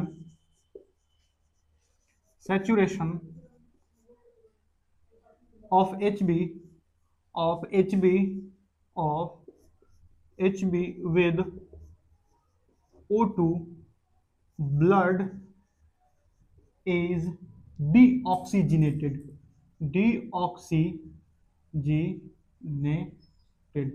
और इस ब्लड को हम कैसा ब्लड बोलते हैं? इस ब्लड को हम वीनस ब्लड भी बोलते हैं। Venous blood. 75% सैचुरेशन पर, 75% सैचुरेशन पर भी, 75% सैचुरेशन पर भी जो ब्लड होता है वो कैसा होता है? डीऑक्सीजनेटेड। और इसके बाद जो ब्लड कहां पे जाता है? टिश्यू पे, और टिश्यू पे एल्वियोलाई पे जाता है, और एल्वियोलाई के बाद वहां पे ऑक्सीजनेशन होता है। और ऑक्सीजनेशन के बाद जब ब्लड 75% के से ज्यादा सैचुरेट होने लगता है उसको हम बोलते हैं ऑक्सीजनेशन। और जब ब्लड कहां पे पहुंचता है? 97% सैचुरेशन पे पहुंचता है तो उसको हम बोलते हैं oxygenated blood.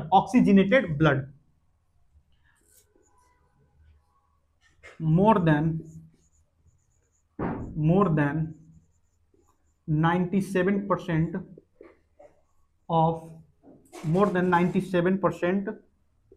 saturation saturation of Hb with O2 is not possible। यानी कि 97% से ज्यादा सेचुरेशन नहीं हो सकता है। आप कितना भी पार्शियल प्रेशर बढ़ाते जाइए 3% रहेगा ही। 97% से ज्यादा सेचुरेट नहीं कराया जा सकता है। अगर हम प्योरली ऑक्सीजन आदमी को दे दें तो उससे ऑक्सीजन का क्या होगा, ऑक्सीजन से भी पॉइजन हमारे सब बॉडी में ऐसा होगा कि ऑक्सीजन भी पॉइजनस हो जाएगा। अगर हम 100% शुद्ध ऑक्सीजन इंसान को दे दें तो वो भी हमारे शरीर में जाकर एक प्रकार से जहर के रूप में काम करेगा, इंसान मर जाएगा। इंसान क्या होगा, मर जाएगा। 100% सेचुरेशन तो हो ही नहीं सकता।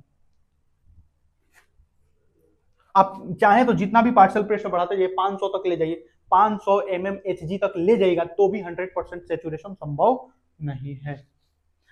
ये जो ऑक्सीजन हीमोग्लोबिन डिसोसिएशन कर्व है, कैसा, सिग्मोइड कर्व था। कैसा कर्व था, सिग्मोइड। जैसे जैसे हम पार्शियल प्रेशर बढ़ा रहे थे तो ऑक्सीजन और हीमोग्लोबिन का सेचुरेशन भी बढ़ रहा था। जैसे जैसे हम पार्शियल प्रेशर बढ़ा रहे थे उसका सेचुरेशन भी बढ़ रहा था। और एक कैसा कर्व था, ये जो कर्व था सिग्मोइड यानी कि एस शेप, सिग्मोइड का यानी कि एस शेप्ड कर्व था।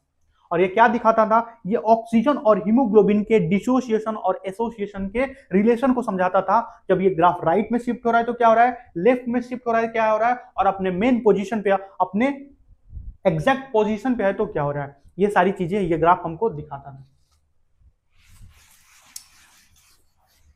अब देखिए, अब हम पढ़ने वाले हैं कि जो ऑक्सीजन है वो कितना डिलीवर होता है। हम जानते हैं जो ऑक्सीजन है वो डिलीवर किया जाता है टिश्यू के पास ऑक्सीजन को डिलीवर किया जाता है। ऑक्सीजनेटेड ब्लड टिश्यू को क्या करता है, ऑक्सीजनेटेड ब्लड जाता है और टिश्यू को ऑक्सीजन डिलीवर करता है, और फिर वहां से डीऑक्सीजनेटेड ब्लड घूम के कहां पे चला जाता है, एल्वियोलाई के पास। लेकिन कितना एमएल जो ऑक्सीजन है वो डिलीवर किया जाता है। तो एक बात मैं आपसे पूछना चाहूंगा, जो डीऑक्सीजनेटेड ब्लड होता है, जो डीऑक्सीजनेटेड ब्लड होता है, डीऑक्सीजनेटेड ब्लड वो कितना परसेंट सैचुरेटेड होता है, वो 75% सैचुरेट होता है। कितना परसेंट सैचुरेट होता है, 75% सैचुरेटेड विद O2। ठीक है, विद O2। जो ऑक्सीजनेटेड ब्लड होता है, ऑक्सीजनेटेड ब्लड होता है वो कितना होता है, वो 97% सैचुरेट होता है। बस इतना समझ गए, ये भी समझ गए हम, क्योंकि ये समझ चुके हैं हम।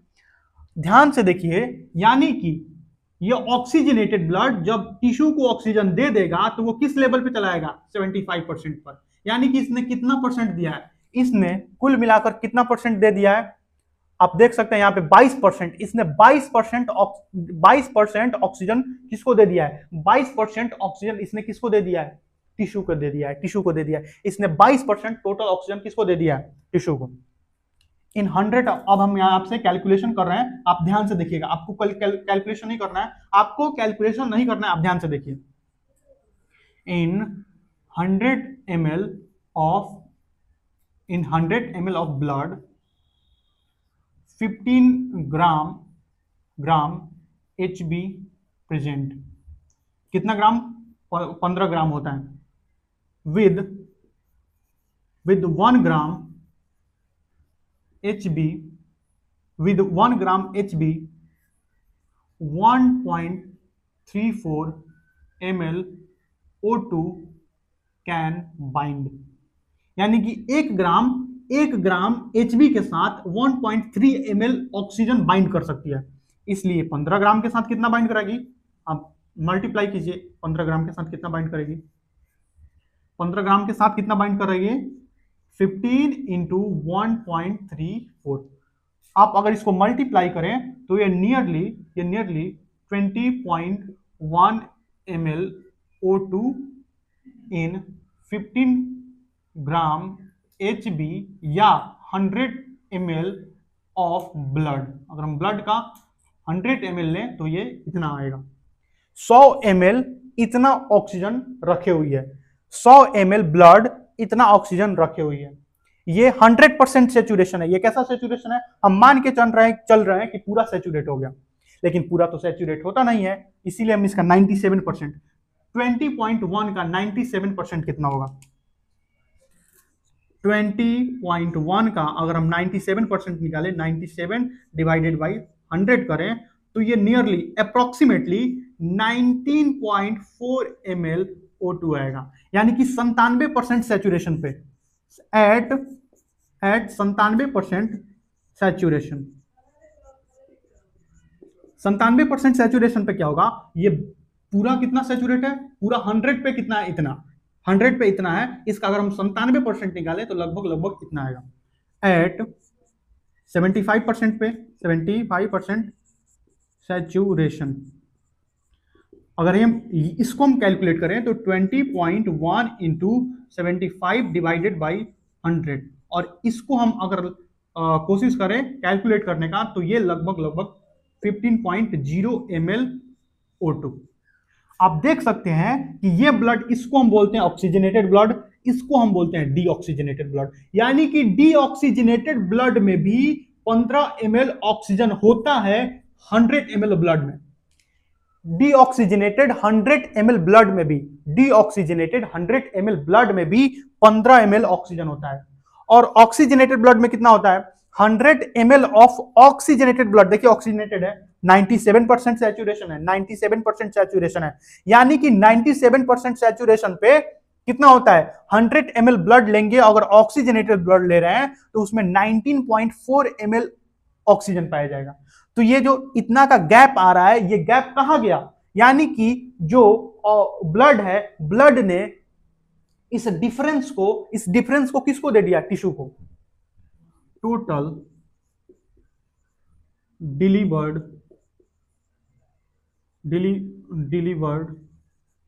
Oxygen to tissue, total delivered oxygen क्या होगा? पूरा में से इतना घटा लेंगे, यानी कि 19.4 माइनस 15 करेंगे, 15.0, तो ये आएगा 4.4, ये आएगा 4.4, और इसको हम लोग 5 ml बोल सकते हैं, लगभग लगभग 5 ml। इसका मतलब क्या हुआ? इसलिए nearly 5 ml of O2 is delivered by 100 ml of oxygenated blood to 100 ml of oxygenated blood to tissue। समझ गए?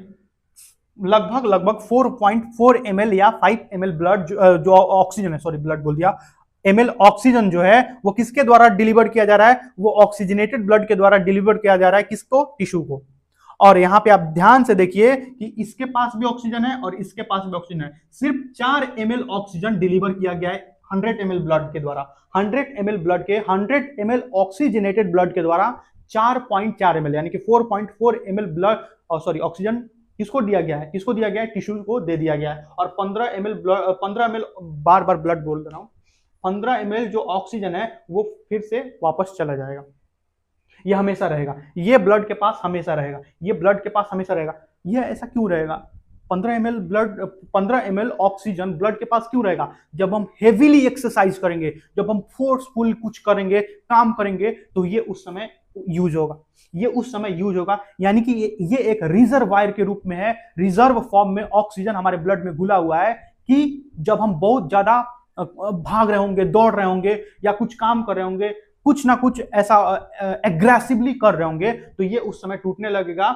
अच्छा एक और बात, टेम्परेचर के बढ़ने से भी जो हमारा क्या होता है? टेम्परेचर के बढ़ने से भी ग्राफ राइट साइड में शिफ्ट हो जाता है, तो आप उसमें टेम्परेचर को भी ऐड कर लीजिएगा, ऐसे लिख के TEMP, टेम्परेचर को भी इंक्रीज करके ऐसा लिख लीजिएगा, टेम्परेचर भी बढ़ेगा। जब हम क्या करते हैं? जब हम काम करते हैं, कुछ करते हैं, तो हमारे बॉडी का टेम्परेचर बढ़ता है, और बॉडी के टेम्परेचर बढ़ने के कारण भी जो ग्राफ है वो राइट साइड की ओर शिफ्ट होगी, और राइट साइड की ओर शिफ्ट होगी यानी कि हीमोग्लोबिन और ऑक्सीजन टूटेगा। हीमोग्लोबिन ऑक्सीजन टूटेगा तो वो जो ऑक्सीजन है वो किसको मिलेगा? टिश्यू को मिलेगा। टिश्यू के पास क्या है? कार्बोहाइड्रेट है। कार्बोहाइड्रेट टूटेगा तो उससे हमको क्या मिलेगी? एनर्जी। तो इस कारण से हमको एनर्जी मिलती है, और उस समय हमको एनर्जी की आवश्यकता भी होती है। मान लीजिए आप दौड़ रहे हैं तो दौड़ते समय एनर्जी की आवश्यकता होती है और वो उस समय मिलती भी है। मिटा दूं, आप इसको ऐड कर लीजिएगा राइट साइड, ये भी राइट साइड में शिफ्ट करा देता है। टेम्परेचर भी अगर हम बढ़ा देंगे तो भी राइट साइड में जो ग्राफ है वो राइट साइड की ओर शिफ्ट हो जाता है।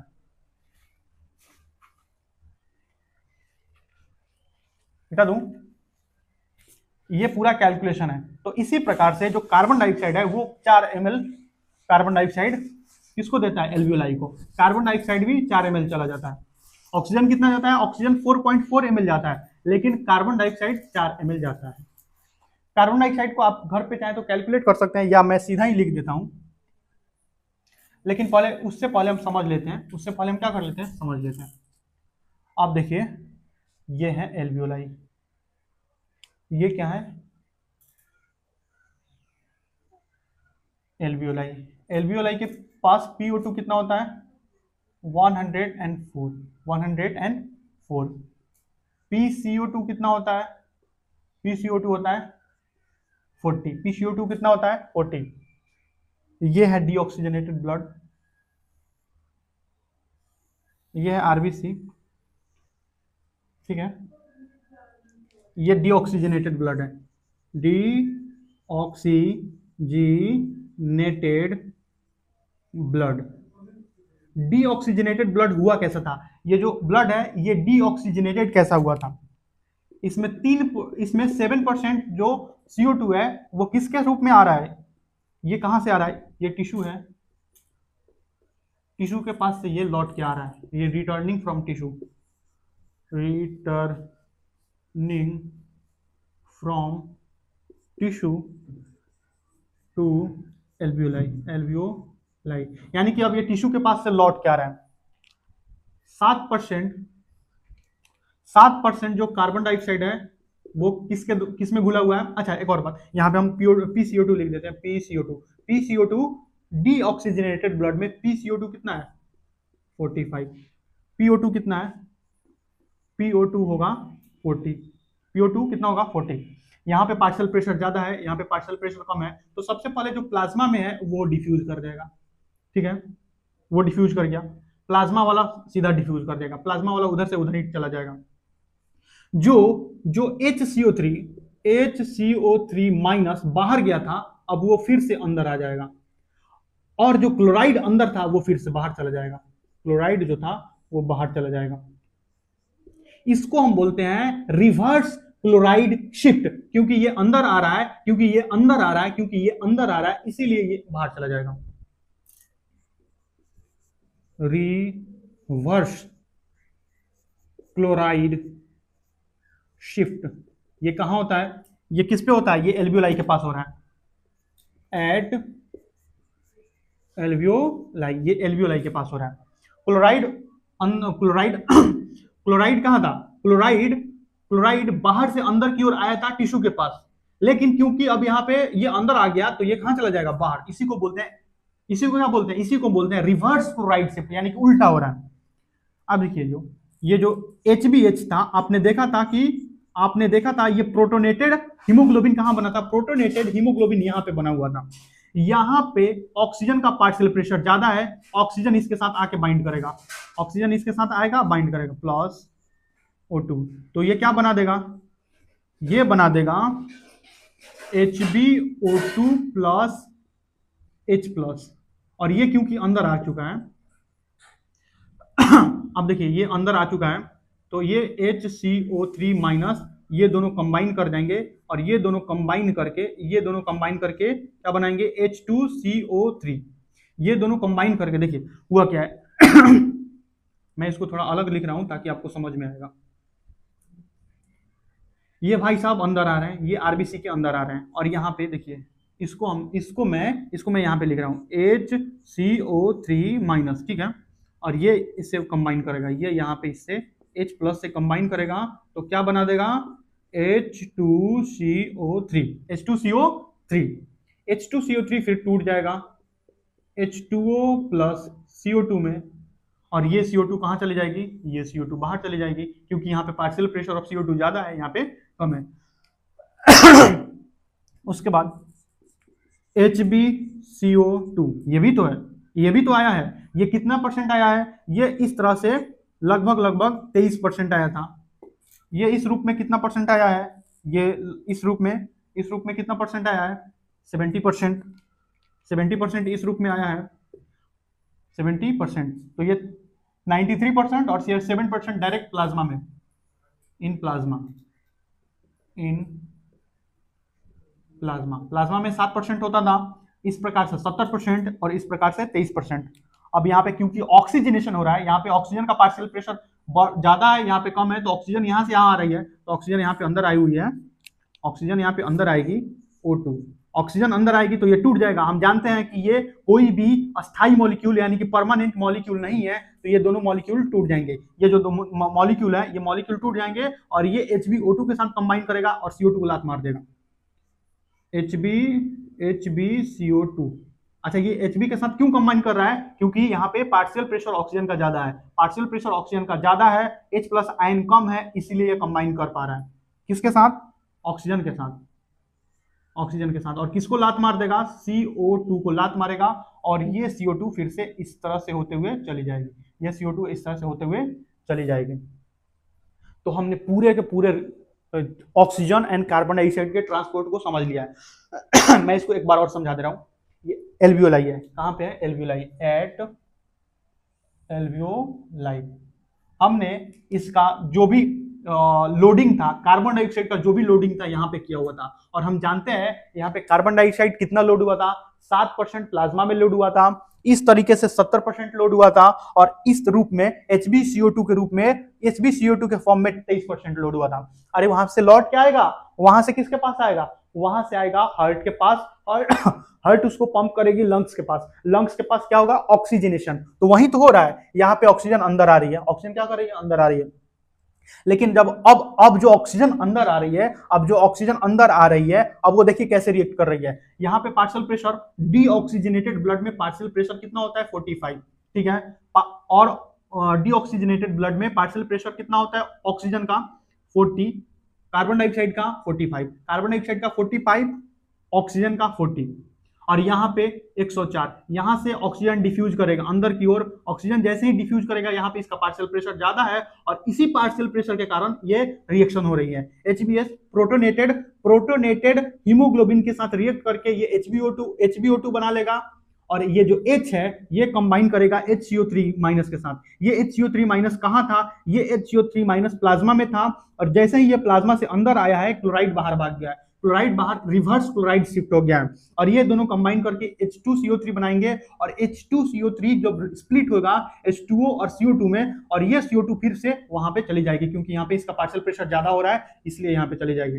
अब देखिए और क्या होगा, H2CO3 क्या बोल रहा हूँ, HbCO2 जो है इस प्रकार से 23% कार्बन डाइऑक्साइड को ला रहा था, इस प्रकार से 23% कार्बन डाइऑक्साइड को ला रहा था। अब यहाँ पे ऑक्सीजन आ रहा है, तो ये दोनों कंबाइन करेंगे, ये दोनों कंबाइन करेंगे और CO2 को लात मारेंगे, CO2 लात मारेंगे तो फिर से वो चला जाएगा। इस प्रकार से जो क्या हो रहा है समझ गए, ठीक है।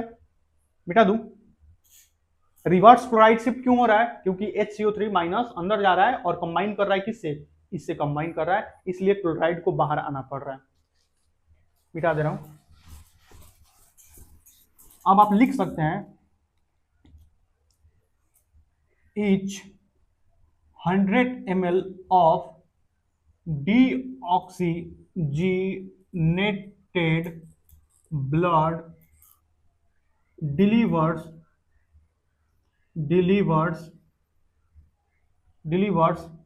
4 ml of CO2 to alveoli। यानी कि 100 ml deoxygenated blood 4 ml CO2 किसको देता है, एल्वियोलाई को, और एल्वियोलाई से बाहर चली जाती है। एल्वियोलाई से कहां चली जाती हैं, बाहर। हमारा पूरा ही जो ट्रांसपोर्टेशन था खत्म हो गया। मैंने आज लिस्ट बना के लाया था कि आज मैं खत्म करके ही जाऊंगा। इसमें था लास्ट क्लास का रिवीजन जो मैंने शायद नहीं कराया है, उसके बाद था हेल्डेन एंड बोहर्स इफेक्ट और नोट्स भी हमारा बाकी था, उसके बाद था हीमोग्लोबिन डिसोसिएशन कर्व, उसके बाद था हमारा सेचुरेशन को हमने समझा है। सेचुरेशन को समझने के बाद हमने ये समझा है कि जो ऑक्सीजन का डिलीवरी है, ऑक्सीजन कितना डिलीवर हो पा रहा है, किसमें डिलीवर हो पा रहा है, टिश्यू को कितना ऑक्सीजन मिल रहा है। हमने dissociation haemoglobin oxygen dissociation curve को एकदम डिटेल में पढ़ लिया है। उसके बाद हमने शिफ्टिंग ऑफ ग्राफ देखा है। हमने देखा है कि राइट साइड में कैसे शिफ्ट होता था और लेफ्ट साइड में ग्राफ कैसे शिफ्ट होता था। राइट साइड में इन सभी के बढ़ जाने के कारण ग्राफ किसमें शिफ्ट होता था, राइट साइड में। शी बीट आप इसको इस तरह से भी याद रख सकते हैं, सी से CO2, बी से बीपीजी, ई से क्या होगा, इससे होगा एसिडिक एंड एल्टीट्यूड, टी से टेम्परेचर होगा,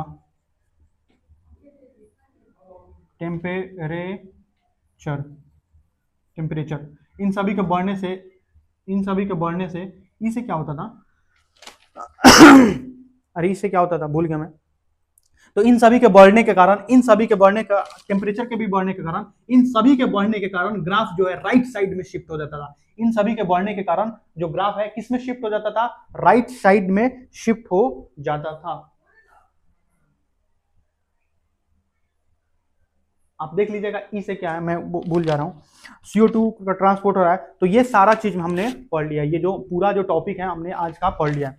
आज के लिए इतना ही रखते हैं। इस लेक्चर को एकदम अच्छे से ध्यानपूर्वक देखकर, रिवाइज कर दोनों लेक्चर को, 9th लेक्चर और 10th लेक्चर को देखकर अच्छे से नोट्स बना लीजिएगा, नोट्स तैयार कर लीजिएगा। मुझे नहीं लगता है कि अगर आपने इस लेक्चर को देख लिया तो आपका एक भी क्वेश्चन या कोई भी डाउट या किसी भी लेवल का कोई भी डाउट, नीट लेवल का कोई भी डाउट इस चैप्टर का खत्म हो जाएगा। बस एक लेक्चर और बाकी रह रहा है जिसका नाम है neural and chemical control of respiration. Newly and chemically कैसे कंट्रोल किया जा रहा है, किसको कैसे कंट्रोल किया जाता है, किसको, रेस्पिरेशन कैसे कंट्रोल होता है। तो उसको हम अगले लेक्चर में कंप्लीट करेंगे। और इस तरह से हमारा जो पूरा breathing and exchanges of gases का हमारा पूरा चैप्टर तैयार हो जाएगा। और मैं आपसे ऐसी उम्मीद रखता हूं कि आपको समझ में आ रहा होगा। अगर समझ में नहीं आ रहा है तो आप डाउट पूछ सकते हैं। कुछ भी अगर डाउट हो सकता है कि आप मेरे ही उम्र के हो, क्योंकि मैं भी आप ही को उम्र का हूं, मैं भी पढ़ता हूं और पढ़ता भी हूं, पढ़ाता हूं भी। ठीक है, थैंक यू सो मच। आपने इस वीडियो लेक्चर को इतना देर तक देखा, इसके लिए आपका बहुत बहुत धन्यवाद। पढ़ते रहिए, स्वस्थ रहिए।